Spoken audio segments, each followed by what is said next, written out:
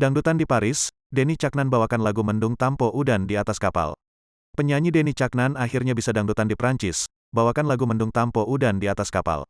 Sebagai informasi, Denny Caknan terbang ke Prancis sebagai perwakilan dari brand skincare MS Glow.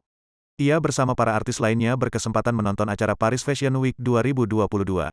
Kesempatan Denny Caknan untuk bisa melantunkan lagunya di Paris ia gunakan sebaik mungkin. Lewat Instagram, ia pun membagikan foto-foto saat menyanyikan lagu Mendung Tampo Udan di atas kapal. Jowo iso, syukur alhamdulillah, akhirnya bisa dangdutan di Paris. Lokal Gustu Global, tulis Denny Caknan di Instagram, Sabtu, tanggal 5 Maret tahun 2022. Tak lupa, ia mengucapkan terima kasih kepada bos MS Glow, Gilang Widya Pramana atau Juragan 99.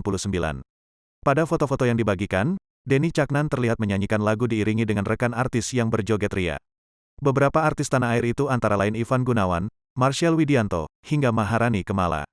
Gilang Widya Pramana dan Sandi Purnamasari pun tampak ceria memeriahkan panggung Denny Caknan di atas kapal di Paris tersebut. Bos MS Glow, Gilang Widya Pramana, mengatakan bahwa Denny akan terus membawakan lagu-lagu dangdut selama di Paris.